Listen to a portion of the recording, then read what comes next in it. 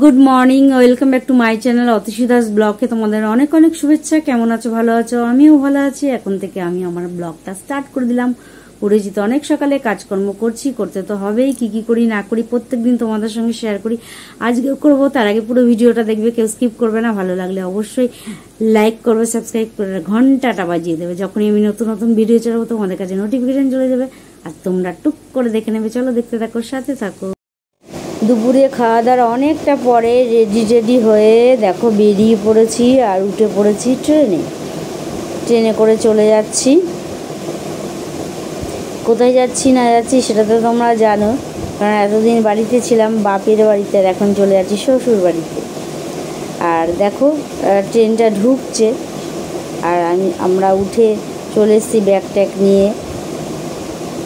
হ্যান্ডেলটা ধরে দাঁড়িয়ে আছি, বাইরে প্রাকৃতিক দৃশ্য দেখছি, কেমন লাগে না লাগে। চলো নেমে টেমে তোমাদের সঙ্গে কথা বলি। আর নেমে পড়লাম, দেখতেই পাচ্ছ। নেমে এখন হেঁটে হেঁটে যাচ্ছি, আরেকটা ট্রেন ধরতে হবে। সুতরাং ওর সাউথের ট্রেন, সেটা ধরতে হবে। সাউথের না কি বলে জানি না, বজবজ লোকাল। চলো সেই দিকে যাই হেঁটে হেঁটে। দেখতেই পাচ্ছ, তোমাদের সঙ্গে কথা বলতে বলতে যাচ্ছি। আর বাড়িতে পৌঁছে গেলাম, বাড়িতে পৌঁছেছি, তোমাদের সঙ্গে শেয়ার করতে পারিনি। যাই হোক, বাড়িতে পৌঁছে দেখো আমার গরম গরম ভাত রেডি হয়ে গেছে। এখন এটা মাখন দিয়ে খেয়ে নেবো। এর মধ্যে মুগের ডাল আছে, ছোটো ছোটো করে কাটা আলু। এই কিছুক্ষণ আগে রাতের খাওয়া শেষ করে ওদিকে সমস্ত কাজকর্ম সেরে চলে এলাম তোমাদের সঙ্গে কথা বলতে। আর আজকে রাত্রে কী খেলাম না খেলাম যতটা পারলাম তোমাদের সঙ্গে শেয়ার করলাম। তাও একবার বলে দিই আজকে রাত্রে কী খেয়েছি। আজকে রাত্রে খেয়েছি গোবিন্দভোগ চাল, মুগের ডাল, ছোটো ছোটো করে গোট গোট করে কাটা, একদম ছোটো ছোটো করে কাটা আলু, কাঁচা লঙ্কা চেরা, নুন মানে লবণ দিয়ে একদম ভাতটা তৈরি রেডি করে নিয়েছি আঠা আঠা করে, তার মধ্যে ওপরে বাটা। এই ছিল আজকে রাত্রির ডিনার। আর যেহেতু আজকে বাবার বার, ভোলে বাবার বার, শ্রাবণ মাসের প্রথম সোমবার, তাই উপোস করিনি, কিন্তু উপোস না করলেও নিরামিষ খেয়েছি। এইটাই হলো ব্যাপার, আর কিছু না। হ্যাঁ, পুজো যেমন বাড়িতে পুজো দেওয়া হয় তেমন দিয়েছে, এই হলো ব্যাপার। আর আজকে সকালে কী রান্না হয়েছে, সকালে মানে দুপুরে আজকে রান্না হয়েছে মুগের ডাল আদা জিরে বাটা দিয়ে, আর হয়েছে ভেন্ডি আলু সর্ষে দিয়ে ঝাল, আর হয়েছে আলু পটলের তরকারি। এইগুলোই ছিল আজকে দুপুরে লাঞ্চ। আর তেমন কিছু করে উঠিনি, ওইগুলোই করেছি। আর সন্ধ্যেবেলা আজকে তেমন কিছু খাওয়া হয়নি, যাই টুকটাক খাওয়া হয়েছে, যাই হোক বাদাম ভাজা এইসব। আর বাড়ি চলে এসেছি, দেখতেই পাচ্ছ। বাড়িতে এসে তোমাদের সঙ্গে পৌঁছেছি যে সেটা তোমাদের সঙ্গে শেয়ার করতে পারিনি, কেননা এমন বাড়িতে চারিদিকে একদম ঘরটা বন্ধ ছিল তো। আর ও সবসময় থাকে না, আমি থাকি। একদম ঘরে ড্যাম খেয়ে সব জিনিসপত্র নষ্ট হয়ে বেসিন ফেসিন গ্যাস ফ্যাস একদম মুছে গেছে, সেগুলোর ওপরে একদম কেমন হয়ে রয়েছে, সেগুলো পরিষ্কার করতে করতে একদম নাজেহাল।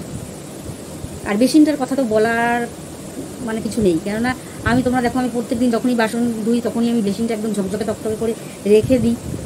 আর এখন দেখছি বেসিনটা একদম কালো কালশিটে পড়ে গেছে, শ্যাওলা হয়ে গেছে। ওর মধ্যে বাসন নিয়ে গিয়ে ধোবো, এত ঘেন্না লাগছে কি বলবো। কী করেছে কে জানে বেসিনের মধ্যে, মানে বেসিনটা একদিনও ডলা দেয়নি, মানে ওই বেসিনে বাসন দিয়েছে করেছে ওই রকম করে ধোয়ায়ও নি, কিছু করেনি ওরকম করে। নাহলে ওরকম কালো হয়ে থাকে, সেইটাকে মেজে ঘষে কষে করে বাসনপত্রগুলোর উপরে ধুলো বালি পড়ে মেশিনটার অবস্থা দেখতে পাচ্ছ। মেশিনটার উপরে ধুলো বালি পড়ে কী অবস্থা। আজকে আমার এখন এই মুহূর্তে করার তো ক্ষমতা নেই। আর এই মুহূর্তে কেন, কালকেও করবো কিনা কবে করবো আমি জানি না। এই দেখে আমার মাথা একদম হয়ে গেছে, আমি আর কিছু পরিষ্কারই করবো না, এরকমই থাকবে। আর পারবো না, আমার আর কিছু বলার নেই। এই হলো ব্যাপার। ওই জন্য তোমাদের সঙ্গে শেয়ার করতে পারিনি। এসেই কোনো নতুন ড্রেসটা ছেড়ে হাত মুখ ধুয়ে তারপরে এসে বসে জলও খেতে পারিনি। এসেই আবার ভাত রান্না করতে চলে গেছি। তারপরে এসে ফোনও করিনি, বাড়িতে এসে ফোনও করিনি যে আমি পৌঁছে গেছি। মাই ফোন করেছে যে জানছি যে এখনও ফোন করলি না, 11টার সময় ফোন করেছে, এখনও পৌঁছেছিস কিনা, সেই জন্য ফোন করেছে। মানে হ্যাঁ পৌঁছে গেছি। ফোন করতাম বসে, তুমি তো ফোন করে ফেললে, সেইটাই বলছিলাম। যাই হোক, এই হলো ব্যাপার। আর সকাল থেকে আজকে কী করলাম কি না করলাম মোটামুটি তোমাদের সঙ্গে তেমনভাবে শেয়ার করতে না পারলেও টুকটাক করেছি। যাই হোক, সকালবেলা আজকে যে বললাম রান্না করেছি, দিদি ছিল না, সুতরাং আমি রান্না করেছি। আর নিরামিষ, মাছ মাংসে কোনো ব্যাপার ছিল না। তারপর আমাকে স্নান টান করিয়ে রান্না করিয়ে লাস্টে যখন রান্না হয়ে গেছে তখন দিদি চলে এসেছিলো, দিদি খেতে দিয়েছে সবাইকে, আমি খেতে দিইনি। তা আর ভাত দিদিই বেড়ে দিয়েছে। যাই হোক, এই হলো ব্যাপার। আর সকালে কী খেলাম সেটা তোমাদের বললাম, রাত্রে কী খেলাম সেটাও বললাম। বিকেলে মাঝে মধ্যে ওই পাঁপড় বাদাম এইসব টুকটাক খাওয়া হয়েছে। আমি আজকে তেমন কিছু খাওয়া হয়নি, ওইগুলো আমিষ নিরামিষের ব্যাপার আছে, ওই জন্য বাইরের কোনো জিনিস আজকে তেমনভাবে খাওয়া হয়নি। যাই হোক, আর মোটের ওপর অনেক দিন পর চলে এলাম, 1 মাস। কবে যেন গেছিলাম, কত তারিখে যেন গেলাম, 22 তারিখে গেছি। আর আজকে কত তারিখ? 21 তারিখ। তাহলে কদিন হলো? 1 মাস। 1 মাস পরে ফিরে এলাম। 1 মাস পরে ফিরে এলাম। 1 মাস, হ্যাঁ 1 মাস আমি ওখানে ছিলাম ঠিকই, তবে কোনো আনন্দের জন্য নয়, হ্যাঁ ওই জন্যই ছিলাম। যাই হোক, 1 মাস এইভাবে কোনোদিন থাকা হয়নি।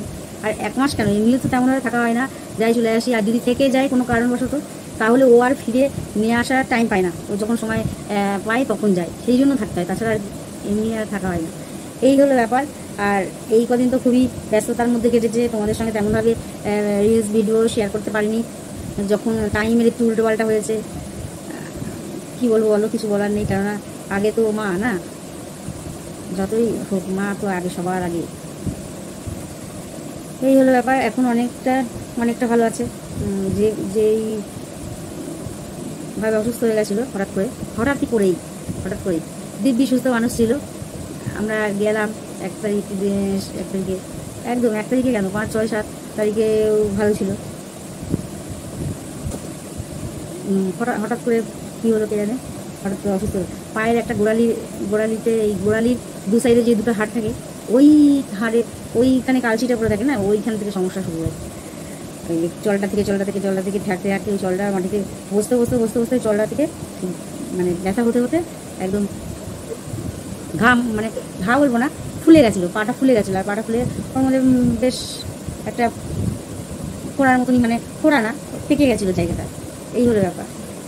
কি সেপটিস ফেনাসিয়া না কি এরকম হয়ে গেছিলো। তা এখন একদম শুকিয়ে গেছে। একটুখানি বাকি আছে, ওরা অপারেশন করা হয়েছিল, এখন একটুখানি বাকি আছে কভার হতে। এতদিন তো ড্রেসিং ওখান থেকে লোক এসে করে দিয়েছিল, তারপরে বাড়িতেই আমরা করেছি, কখনো দাদা করে দিয়েছে, কখনো আমি করে দিয়েছি। এই হলো ব্যাপার। আর মোটের ওপর দিনটা বেশ মোটামুটি ভালো কাটলো, মনটা খারাপ, এতদিন ছিলাম চলে এলাম। আর মা এখন একা না, দিদি আছে, মেয়ে আছে, দাদারা আছে, ঠিক আছে, বাড়িতে দিদি আছে, মেয়ে আছে, অসুবিধা নেই। আর একা মানে আমি ছিলাম, মাসি ছিল, মাসিও চলে গেছে আগের দিন, আর আমিও চলে এসেছি আজকে, মানে গতকাল মাসি চলে গেছে, আর আজকে আমি চলে এসেছি। তাহলে বাড়িটা 2টো মানুষ ফাঁকা হয়ে গেল। আর দিদি সকালবেলা বেরিয়ে যায় 6টা নাগাদ, আর মেয়ে থাকে ঘুমায়, বাচ্চা মানুষ, একদমই বাচ্চা, কচি বাচ্চা। যাই হোক, ও আবার ওর সকাল উঠে মা রেডি করে দিত আগে, এখন তো পারছে না, তাই আবার একটু সুস্থ হয়ে গেছে। আবার আজকে দেখলাম মাথাটা তাসিয়ে দিয়েছে মতো। তা মেয়েও স্কুলে চলে যায়, পুরো মা একা। এবার একা হয়ে গেলে সমস্যা হয়ে যাচ্ছে, কেন এখনও অনেকটা হাত পাগুলো কাঁপে, একা চলাফেরা করতে সমস্যা হয়, দেয়ালটা ধরে যায়, হট করে যদি স্লিপ করে বা কিছু করে তাহলেই মুশকিল হয়ে যায়। সেই জন্যই পুরোটাই একা হয়ে গেছে। যাক, একা তো একটু করতে হবে, নাহলে ব্যালেন্সটা পাবে না। আর এখনও ব্যালেন্স অনেকটাই একটু দেরি হবে, কেননা সবে আস্তে আস্তে সুস্থ হচ্ছে। আর অনেক রিপোর্ট করানো হয়েছিল মনোরমা থেকে, যেমন এক্সরে, আলট্রাসোনোগ্রাফি, রক্তের অনেক রিপোর্ট। ডাক্তারবাবুকে দেখানো হয়েছে, রিপোর্ট নিয়ে গিয়ে তারা দেখিয়ে নিয়ে এসছে।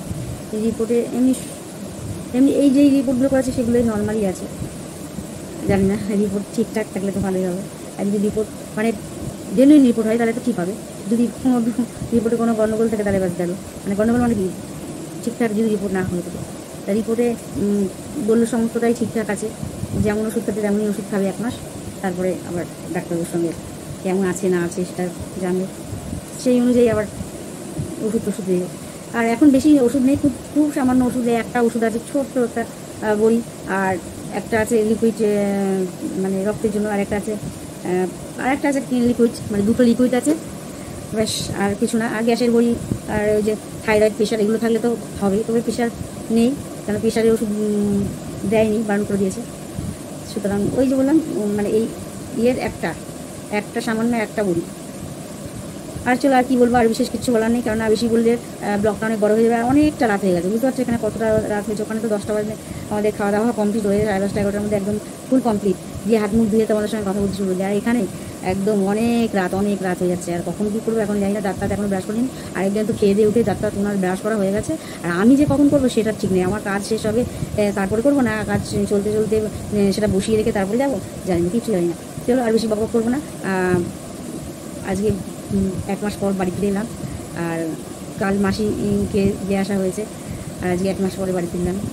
মনটা খারাপ, একটু দু একদিন মনটা খারাপ লেগে, কারণ 1 মাস একসাথে ছিলাম।